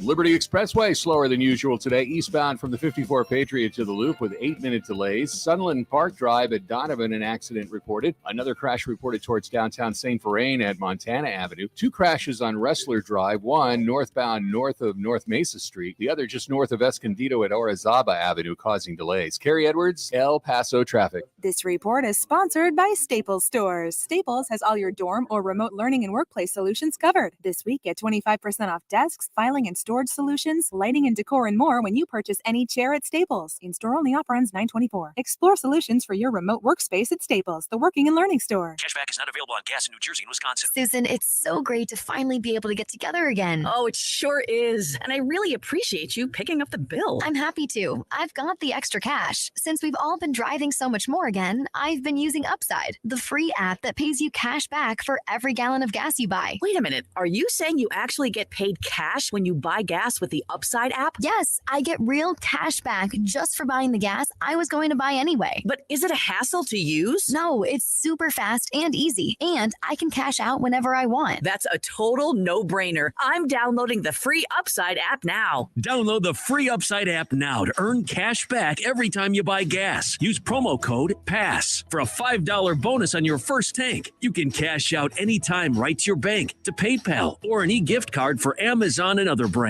Just download the free Upside app and use promo code PASS for a $5 bonus on your first tank. That's code PASS for a $5 bonus. You've been putting back a few, and a few becomes a few too many. For a moment, you think of calling for a ride, but nah, you live nearby. What's the worst that could happen? You get pulled over, your insurance goes up, You lose your license. You total your car. You kill someone. The results of driving drunk are tragic. That's why law enforcement is out there looking for impaired drivers to save lives. So if you think you're okay to drive after a few drinks, think again. Drive sober or get pulled over. Paid for by NHTSA. If you want to start the semester strong, Staples has you covered. A gaming chair for my dorm.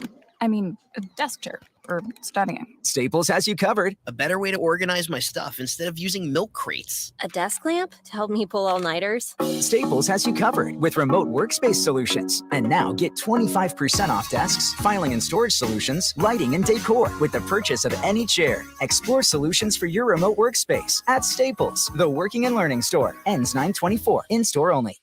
If you see something, why do you say something? I see safe for my friends. For my community. For everyone here. We all have something worth protecting, a why that unifies us. Report suspicious activity to local authorities. If you see something, say something. News Radio 690 KTSM El Paso. Live from the KTSM AM 690 studios, it's Talk El Paso with Andrew J. Polk. To be a part of the show, call 915-544-KTSM or follow on Facebook at facebook.com/Talk El Paso. Now here's your host, Andrew J. Polk. Thank you all so very much for joining us here for Talk El Paso, airing live on News Radio 690 KTSM. I'm your host, Andrew J. Polk. Thank you for tuning in, however you may be doing so, be it on air, online, live streaming through the free and reliable iHeartRadio app, or joining us over on the various social media pages we're up on these days, facebook.com/Talk El Paso, the Talk El Paso channel over on YouTube, Twitter at Talk El Paso, or twitch.tv, Andrew J. Polk. Oh, I love the commentary on the commentary. I don't quite mean that totally tongue-in-cheek, but I mean, they're the conversations that go on, give me life in a variety of ways, and you got to go check it out for yourself. That's all I can say. Again, we're up in all of those many different places in order to make it the most accessible, including, again, Facebook, YouTube, Twitter, and Twitch. I mean, this is not to say we ignore our on-air audience, just, don't be commenting online if you're driving. Please don't do that, particularly with the rains we got going around out here. Got quite the drenching a little bit earlier today on this side of town. Happened to be outside getting some tacos for lunch here, and didn't quite end up soggy, but we definitely had to book it back here to the station before too long. And a lot more comment here, including Ion Graham saying, if Frankie thinks your facts are always with the negative vibes, let me see if I can do the voice right, with the negative vibes, then he must think what he spills is stand-up comedy via Talk El Paso. Again, the commentary on the commentary. Okay, I won't go too deep down the rabbit hole there. Ted Core saying, vote more guests during the week. Very informative and interesting. We do try to keep it that way, and we do try to bring you multiple every week, including, of course, just as we're mentioning, they're coming up tomorrow more with our news partners at KFOX 14, and then a little bit later in the week, working on some things involving more on immigration and perspective from different administrations or different eras of immigration enforcement. So don't worry, we got lots planned for you here. But also, of course, that phone number, 915-544-5876, 915-544-KTSM. If you want to chime in on the show, that is, of course, going right now, full up at the moment, but if you want to get on the line, you can squeeze in a little bit later. So let's get back with those calls here right now. We do have Mary in West Central on the line with us right now. Mary, thanks for joining us. Hi, thank you for having me. I have a couple of comments to make. I've listened to your show, and I thank you for providing us a forum so that we can speak freely. No, absolutely. Happy to do so. So what's on your mind? Well, there's several things. I think number one is my priority in life is to provide for my family. I'm a single parent, and that's my priority. I'm a property owner, and I'm having to go every single year to protest. And I wish that so many other people would do it, to protest my property taxes. I practically fell out of my seat, and I typed up a letter to every single county representative about the increase. I think everybody is all for, progress and stuff like that. But what is progress? Progress, it means that I have enough money to take care of my family. And to in the face of the economy the way it is, to have us pay an additional $100, where am I supposed to get it from? Am I supposed to take it away from, food? And I believe that, like your previous man that you had on the phone, he said, I'm going to bring in the immigration. All these people coming in from who knows where, all right, who's going to pay the bill? We are. That's where UMC is. They're supposed to be a county hospital. How can I take care of my family when my dollar's being taken care of somebody else? When you have all of these people, nearly 4 million people coming in, whose job are they going to compete with? They're going to compete with Black and Hispanic jobs. Okay, that's where they're going to take it from.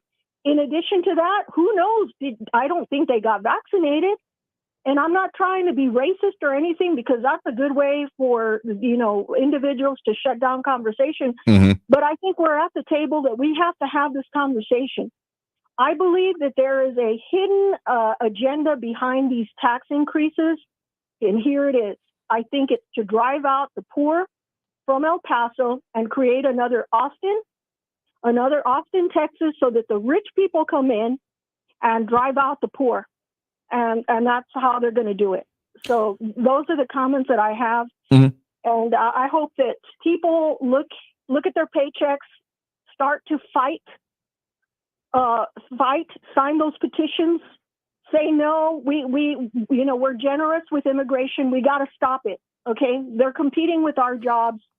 They're taking can I say one more thing? Sure. Briefly, if you can. Here we go. I'm an educator. And I'm going to tell you something on the inside. When all of these illegal people come in, the kids come in, there's going to have to be people to train them, to teach them English, to teach them all sorts of things so that they can pass the standardized test. Mm-hmm. So that means little Johnny or little Mary that's, from El Paso here, that was born and raised here, the money that would be spent on them and lifting them to AP classes, they're going to be used to bring an illegal immigrant child to a certain standard, because there's only a certain amount of money. Mm-hmm. So, it's not going to go to bringing up AP classes. It's going to be towards bringing people that should not even be here to a higher level. And that's, there's only a certain amount of money, but I'm going to tell you that's the reality, and that's the way I feel. All right. Well, thank you very much for your point and perspective there. I think a lot of the a lot of interesting comments coming in the meantime. A lot of the focus, particularly on when it comes to the county hospital district, has been about the level of care. I mean, to just drill down specifically to related to what you're addressing there, and that a lot of what we've talked about it previously, including with our news partners and Stephanie Seifert with our news partners there at KFOX 14, about how that is uncompensated care and how that is one of the bigger things that UMC is on the hook for. So as much as there is, that much conversation going on and how much is actually coming out of the public offers for that, there's probably more conversation and priorities people need to set and consider as we're looking at many of these costs here. So I appreciate the point in the call. You have a good one there. God bless. Thank you. Sure thing. Thank you very much there. And that will take us through that next break right now. So we'll take more calls on the line. I know we got more people waiting. If you're on the line, stay there. Otherwise, we'll be back with more Talk El Paso after this break here on News Radio 690 KTSM. Again, if you want to get on the line, that number to do so is 915-544-5876, 915-544-KTSM. Back after this break with more Talk El Paso here on News Radio 690 KTSM. Stay tuned.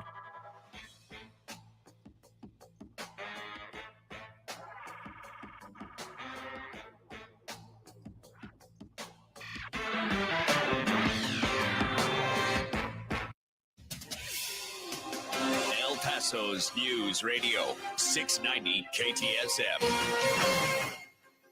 I'm Selena Madrid with your CBS 4 News Update. This morning, El Paso City Council will be discussing and adopting a budget and property tax rate for the 2023 fiscal year. The new fiscal year begins on October 1st. The proposed budget includes the largest tax rate reduction in over 35 years. It also invests in city workforce and completion of bond projects. This year's budget will support police and fire needs, streets, parks improvements, and equipment replacement. The budget will also increase the minimum wage for city employees by 9% next year. Robert Cortinas is the chief financial officer for the city, and he says that the community can expect several projects to be completed by next year. And of course, always remember, you can stay up to date with what's happening in our area by signing up for our CBS4 newsletter. It's easy and it's free, and we'll send it straight on over to your inbox. Just head to cbs4local.com/sign up to get started. I'm Selena Madrid with your CBS4 News Update. News Radio 690. Traffic all day. No major crashes on your El Paso freeways right now. Got a stalled truck blocking the right shoulder, I-10 eastbound at Hawkins. Liberty Expressway is still slow eastbound between the Patriot and the Loop with 5-minute delays and stop-and-go traffic. An earlier injury accident, Wrestler Drive northbound north of Escondido is slowing traffic northbound up to Red. And an accident reported Sunland Park Drive at Donovan. Carrie Edwards, El Paso traffic. From the Forewarn Weather Center, I'm CBS 4 meteorologist Kira Miner. We'll see mostly cloudy skies to start with a few showers, followed by isolated storms late in the day. Expect a slight drying trend by the middle part of the work week as temperatures return closer to average in the lower to middle 90s. For a full look at your forecast, head on over to our website at cbs4local.com. This report is sponsored by the Truth with Lisa Booth podcast. What does Monica Crowley think about the FBI raiding Trump? We're going to get Monica Crowley's take on The Truth with Lisa Booth, and make sure to listen to The Truth with Lisa Booth every Monday and Thursday and throughout the week on the iHeartRadio app, Spotify, Apple Podcasts, or wherever you get your podcasts. For the local issues and discussion you won't get anywhere else, turn to Talk El Paso, weekdays at 4 right here on News Radio 690 KTSM, brought to you in part by the El Paso Community Foundation. Sound off on what matters to you, Monday through Friday, 4 to 6 p.m., and let's talk El Paso. Maybe you've had to put off a health appointment or two during the COVID-19 pandemic, but if you're 45 or older, there's one test you shouldn't put off any longer: regular screening for colorectal cancer. Colorectal cancer is a leading cancer killer, but it can be prevented with regular screening starting at 45. There are more screening options than ever before, including at-home tests. It takes guts to put your health first. Ask your doctor about your options today. Visit cdc.gov/screen4life for more information. Attend the Las Cruces Gun Show this weekend, August 27th and 28th at Las Cruces Convention Center, 680 East University Avenue, Las Cruces. See dealers selling the finest in modern guns, antique guns, custom knives, ammo, scopes, reloading supplies, and much more. Buy, sell, and trade at the Las Cruces Gun Show this weekend, August 27th and 28th at Las Cruces Convention Center, 680 East University Avenue, Las Cruces, New Mexico. Get $2 off admission. Go to azgunradio.com. Parking is free. Need new blinds or shades? Blindster.com offers custom blinds, shades, and shutters shipped directly to you at prices less than big box retailers. Blindster blinds are easy to install and guaranteed to fit. And right now, save 45% off any order. Just use the code RADIO at checkout. Blindster.com. This report is sponsored by Blindster. 180 over 111, and I had a stroke. I couldn't speak or walk. This is high blood pressure. Get back on your plan. Go to loweryourhbp.org. Brought to you by the American Stroke Association, American Medical Association, and the Ad Council. El Paso's News Radio 690 KTSM. Live from the KTSM AM 690 studios, it's Talk El Paso with Andrew J. Polk. To be a part of the show, call 915-544-KTSM or follow on Facebook at facebook.com/Talk El Paso. Now here's your host, Andrew J. Polk. Thank you all so very much for joining us here for Talk El Paso, airing live on News Radio 690 KTSM. I'm your host, Andrew J. Polk. Thank you for tuning in however you may be doing so, be it on air, online, live streaming through the free and reliable iHeartRadio app, or joining us over on the very many different social media pages we're up on these days, facebook.com/Talk El Paso, the Talk El Paso channel over on YouTube, Twitter at Talk El Paso, or twitch.tv, Andrew J. Polk. Of course, that phone line as well, 915-544-5876, 915-544-KTSM, where you can find us and get in on everything we're discussing here. Full up at the moment, but if you want to squeeze in just a little bit later, more than welcome to hear. A lot of comments coming in online, including James Ratcliffe, I think responding to the last caller. They're interesting ideas, and I think El Paso is trying the Venezuela or the Cuba effect. Any time that there is an inclination to say, well, let's just get rid of the poor, the disadvantaged, the people that are at the lowest levels, and everything will be better. There is just such a lack of historical perspective on that, because unless we are, and this again has never existed historically, a completely 100% self-sufficient automated workforce, which sure, I mean, there's some arguments that we're getting towards there. You kind of need people to do the jobs that you yourself don't consider or consider worthy. I mean, how many people did we tell? It was a constant refrain growing up for me anyway, in, school, and considering the aspects of future job prospects. They got to go to college. They're going to get a terrible job. Anything manual, anything considered menial labor, essentially, you kind of need people to do that, because if you don't, and you don't have way for it to still get done, you're going to be left in a world of hurt here. Meg Rios asking a specific question here. Who are the candidates running for District 8, aka the Chorizo District? I don't know if I've heard that one, but let me pull that up for you real quick, because there is an answer there for who is, of course, now actually on the ballot. And so for the city of El Paso, again, for the districts that are up for election, again, District 1, 5, 6, and 8 is going to be, according to the City of El Paso Municipal Clerk Elections website, we have Rich Wright, Cruz Morales, Chris Canales, and Bettina Olivares. Those are the ones that are going to be on for District 8 after we had some, again, kind of photo finish there at the end there. But, oh boy, 1, 2, 3, 4, 5, 6, 7 candidates have now seeking office for District 1, including some more familiar names after a whole lot of movement. So it's maybe not 100% updated there because Joe Pickett is still listed there for District 5. He did withdraw as of yesterday. And... part of it here, but looking like there's Freddie Clael Avalos, who I believe is currently sitting on the El Paso Independent School District's Board of Trustees, if I'm not mistaken, Lauren Ferris. So we got some crowded elections we're going to be getting through here coming up here. But let's go to those phone lines right now. Again, that number to call is 915-544-5876, 544-KTSM. We do have Raul in the Northeastern line with us here right now. Raul, thanks for joining us. Hey, Andrew. So I heard Barbara spouting us the statistics, some polls, so I thought I'd share some polls also. One conducted by NBC News found that 57% of registered voters would like investigations into Trump's wrongdoings revolving around the documents he had in his possession to continue.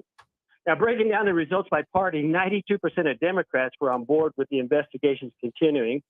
61% of independents are on board with continuing the investigations, but only 21% of Republican voters want the investigations to continue, or in other words, 79% of them do not want any further investigations into their messiah. In another poll, Ipsos ABC News poll found that 58% of respondents said that Trump should be criminally charged for the January 6th riot. Now, President Trump said he deserves 4 more years because he oversaw the greatest economy in the history of our country. But even looking at the last 3 years before COVID made a mess of things, the U.S. economy under Trump performed about the same as it had during the last 3 years under President Obama. On some economic measures, it was a little worse. On others, a little bit better. But on a whole, not markedly different. And it was a far cry from the best ever. Now, a judge has ordered Trump to give details about his suit, asking her to appoint a so-called special master to review documents seized August 8th by the FBI at Mar-a-Lago. In his lawsuit, Trump is asking the judge to appoint a so-called special master to review the documents seized August 8th by the FBI at his Mar-a-Lago home. Now, Trump had more than 300 classified documents at Maggot Aluno. The National Archives found that more than 150 sensitive documents were retrieved from those documents that were pilfered by Donald Trump. He had no business on them, and he's probably trying to monetize them. Okay, I mean, you're entitled to your opinion here, but as soon as we get past opinions and trying to pass them off as facts here, I find myself very interested in knowing what has gone into this. More details is often something I found myself in favor of, particularly transparency and things. And let's just say there's a whole variety of ways that I'm very happy that legal proceedings are not determined by public opinion polls. Otherwise, the amount of people we would have hung because people were ticked off enough here. There's a decent episode of The Orville that kind of goes into that and why that is just an awful idea if you're really going to go with that. Sure, there are people who may be calling for it and probably more than a few political implications involved here. But let's just say shoe on the other foot time as often ends up coming to politics here, that if we're talking about, well, enough people are ticked off out of them, we should kick the bums out. I don't think you'd like the way that would go for the current opinion polls when it comes to this administration. The current administration, that is. So, yeah, I'm sure. I mean, people are wanting to know more. I find myself sharing that sentiment, but saying it, therefore, everything is wrong and everything should be fixed exactly to the polls. Yeah, that's just super not how that or should that work here. And I know that there's some conversation and been a lot of speculation on what has been going on with the documents, they did classified or not, if it was verbally done. And again, that's why I'm interested in investigation. If there's been a pretty constant refrain from me involving anything involving January 6th and now this issue, it's been wanting to know more of the facts before coming to a conclusion myself here. And I think there's a lot of emotion and things like, though, I don't know, politics at play there. So till that comes to light, going to tend to reserve my judgment and wait to know more, as seems reasonable to me. But if you wanted to stay off with their heads, good luck with it, and glad you don't have that power. Anyway, thanks for the point in the call for what it's worth. Anyway, let's squeeze in at least one more call before we hit that next break, or squeeze in what we can before the end of the show, I should say here. Again, the number to call is 915-544-5876, for KTSM. We do have Ben on the east side here with us right now. Ben, thanks for joining us. Hey, Andrew. If there's anybody out there that with a little extra investment money and would like that money to work for energy investments that won't support the green agenda, there is a company that has just opened up to stock, to ownership, to stockholders that can invest in it, and it's called Strive. And the call letters are drll.com. And it so happens that there are a lot of CEOs and managers of energy companies that don't really want their companies to invest in green energy stuff and would rather invest in production of fossil fuels. And that is what this company is doing. They're directing their money. They're saying that if you want to use our money, you have to invest in fossil fuels instead of this green stuff. Okay. Yeah, interesting. So you're talking... Again, it's drll.com. Yeah. So you're talking about an ETF there, and so they're focused on their website with Strive Funds, looking like it's STRIVE. There's just been some weird spellings of that phrase I've seen out there, saying that they want to restore the voices of everyday citizens in the American economy by leading companies to focus on excellence over politics here. So as an exchange trade fund, if I'm quoting that correctly here, then looks for a variety of different stocks and aspects and investments in companies that are focused on that kind of a standpoint, it sounds like. Exactly, against ESG. And that is what's going to bring down our country if we allow companies just to invest things in about things that they want instead of what the people actually need. All right, interesting. Well, thanks for bringing up that point there. I do appreciate it. Okay, and let's go, Brandon. All right, thanks for the point in the call. You have a good one there. Thank you. All right, and a question came in. What was that ticker there? Mondo Moncada asking that. I believe it was, if I'm finding it right here, DRLL. We do not make investment advice here, so don't construe this as such here, but rather the opinion of one of our callers here. I haven't had issues with the FEC, and I have no interest in doing so here. All I'm going to say there.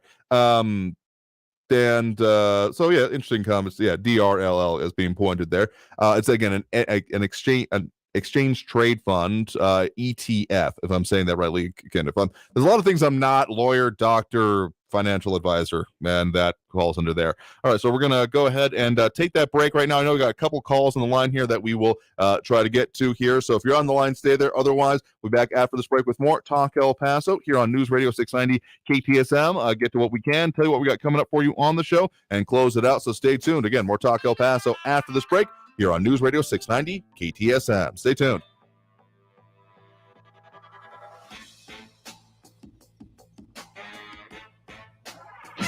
Traffic all day. News Radio 690. No major crashes on your El Paso freeways right now. Got a stalled truck blocking the right shoulder, I-10 eastbound at Hawkins. Liberty Expressway is still slow eastbound between the Patriot and the Loop with 5-minute delays and stop-and-go traffic. An earlier injury accident, Wrestler Drive northbound north of Escondido is slowing traffic northbound up to Red. And an accident reported Sunland Park Drive at Donovan. Carrie Edwards, El Paso traffic. This report is sponsored by Blindster. Need new blinds or shades? Blindster.com offers custom blinds, shades, and shutters shipped directly to you you at prices less than big box retailers. Blind Store blinds are easy to install and guaranteed to fit. And right now, save 45% off any order. Just use the code RADIO at checkout. Blindstor.com. Hey, El Paso, Ivan Ochoa, General Manager of Sunland Park Chrysler, Dodge, Jeep, Ram, Fiat. Once again, we were El Paso's #1 dealer in new Chrysler, Dodge, Jeep, and Ram sales in July. Thank you, El Paso and surrounding areas. How did you do that again? We have the best inventory and the best prices in town with exceptional trade-in values. You heard the boss. Get big savings on every new and certified pre-owned vehicle in our huge inventory. Save thousands in interest with 0% APR for 72 months on new 2022 Dodge Chargers and Challengers. Plus, huge savings and super low 2.9% APR for 72 months on 2022 Ram trucks. All military personnel and all first responders receive an additional discount. Thank you for your service. Trade and upgrade for less during the Make This a Summer event at Sunland Park Chrysler, Dodge, Jeep, Ram, Fiat. Where buying a car is fun at I-10 and Sunland Park Drive or online at sunlandparkdodge.com. Estamos en tu esquina El Paso strong. Includes factory rebate and dealer discount plus DTNL. 0 APR is $13.89 and 2.9% APR is $15.15 per thousand finance on select vehicles with approved credit. Offers not combined. It can happen easily. A few drinks become a few too many. It's time to go and you think of calling for a ride home. Nah, what's the worst that can happen? You get pulled over, you lose your license, you total your car, you kill someone. Drive sober or get pulled over. Paid for by NHTSA. Okay, so how crazy high are these gas prices right now, right? I mean, I filled up my car the other day and I thought for that price, I could buy a couple of pairs of Skechers and pretty much walk everywhere. Plus, unlike gas, not only is Skechers affordable, they also last a really long time. Skechers are extremely durable and many are machine washable. And they're so comfortable. With comfort features like Skechers' famous air-cooled memory foam, relax fit, wide fit, arch fit, plus so many other fits and features. Find your perfect pair of Skechers at a Skechers store, Skechers.com, or wherever stylish footwear is sold.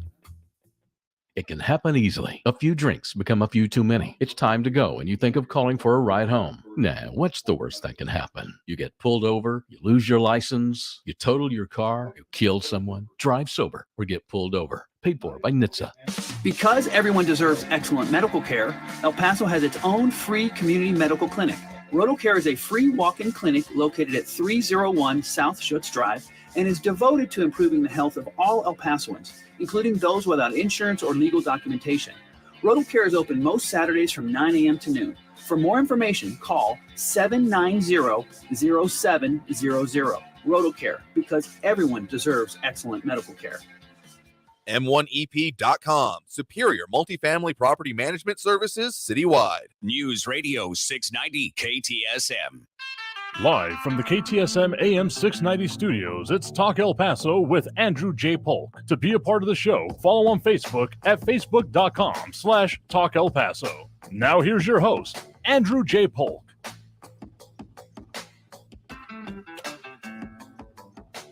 Thank you all so very much for joining us here for Talk El Paso, airing live on News Radio 690 KTSM. Getting close to the end of the show here. Got to tell you real quick what we're working on for you. Of course, we'll be talking tomorrow with our news partners over there at KFOX 14 about some of their investigative reporting, including with investigative reporter Stephanie Seifert and some of these bigger issues going on. And again, just answer the question that had come up earlier. Yes, it will be happening. County Commissioner Leona Holguin hosting that, among other things, or just an event going on with the county. In any case, what is going on at Sleda High School, 8600 Alameda Avenue, with the UMC bond presentation. Again, if you're interested in such things or knowing about them, going out and seeing it, or at the very least, I think there's ways you can then see the feed of it online, if I'm not mistaken.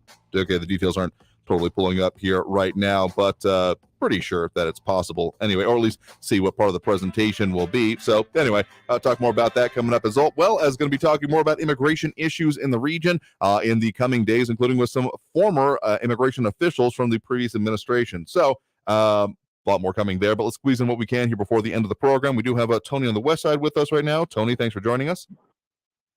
Yeah, this is Tony, the guy that says more in a few seconds than most of you.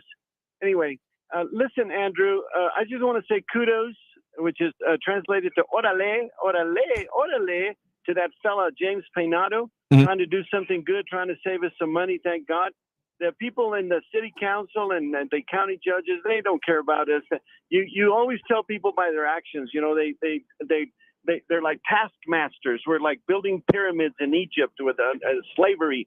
They're going to kill us with taxes. They think there's no limit to how much we can pay. So don't ever think that they're our friends. They're not our friends. They're doing the least work for the most amount of money. And I thank God again for people like James Peinado and other people who are out there trying to put a reduction on their damage. Real quickly, this St. Peter fella, he's in charge of who gets into heaven. And one day a politician and a minister drove up or walked up, I guess, and he said, look, let me show you your quarters. So the minister got a little tiny room with a table and a desk, and that's all he got, a little suite there, a little apartment. And then the politician thinks to himself, well, if he got a little room and I'm a politician, I'm going to get probably something worse. But then they show him this big mansion and said, this is going to be your home up here in heaven, sir. Now, wait a minute. I'm just curious, why did you give the minister such a small little room and you're giving me a big mansion? Did you know I was a politician? Well, to be honest with you, sir, with the reason we did that, we get thousands of ministers, but you're the only politician who's ever made it. I appreciate the point in the call there. I think we have time to squeeze in one more quick one. Do we have Mario on the east side? Mario, we got about a minute. Thank you, Andrew, for taking my call. Mm-hmm. Yes, sir. I just want to make a comment. Barbara from the west side made some very excellent points. And by the way, she pointed out a lot of facts that's happening right now with the inflation. And this goes back to the policies that the Biden administration has put on. With the policies that Biden has put on, it has made a disaster of our country. There's real people suffering, struggling to pay the rent, to buy food. Now, Frankie, whatever his name is, he keeps putting Barbara down as negative. She's not being negative. She's pointing facts. Real people are suffering, sir, because of this Biden administration policy that he has put. So, Frank, really, come on, dude. She's not being negative. She's pointing facts. Frank, you got to open your mind. Have common sense. This is real policy that is really affecting the regular American, the person who's out there working hard. This is what's happening in our country. So I want to finish with that. Thank you, Andrew. Yeah, sure thing. Thank you for the point in the call. Do appreciate it. Thank you, sir. All right, have a good one there. All right, that's going to about do it for us here today. Out of time here for this broadcast, but of course, we'll do it again tomorrow, 4 to 6 p.m., as we do every Monday through Friday. Well, we'll see what comes up with Labor Day anyway here. Mondo Moncada pointing out that, El Paso's fighting hunger is suffering. Absolutely agree. I mean, they have to do a lot of important work in the community, so support that if you can. Otherwise, we're going to check you all again tomorrow. Again, coming up tomorrow, talking with our news partners at KFOX 14 about some of the big stories in our area, so stay tuned for that. Otherwise, in the meantime, stay safe out there. Look twice for motorcycles when out on the road, and have a great evening, y'all. We'll see y'all tomorrow.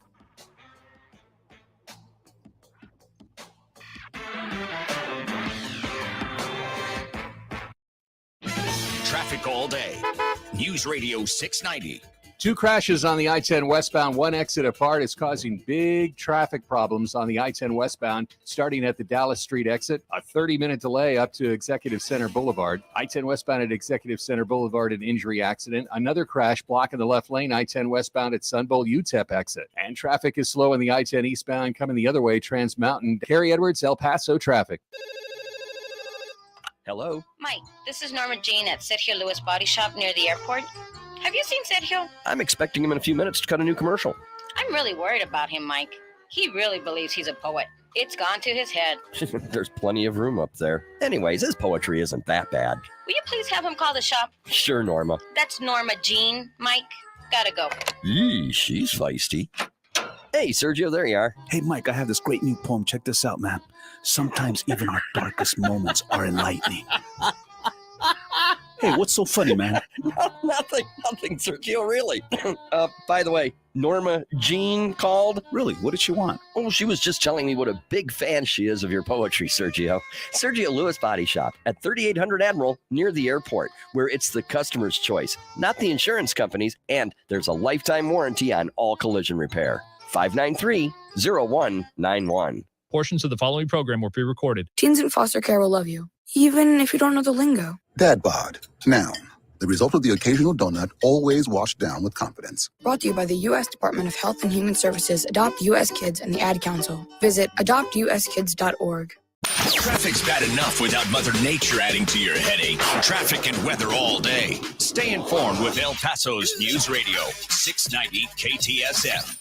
To To protect his home and family from disaster, Steve used courage, wisdom,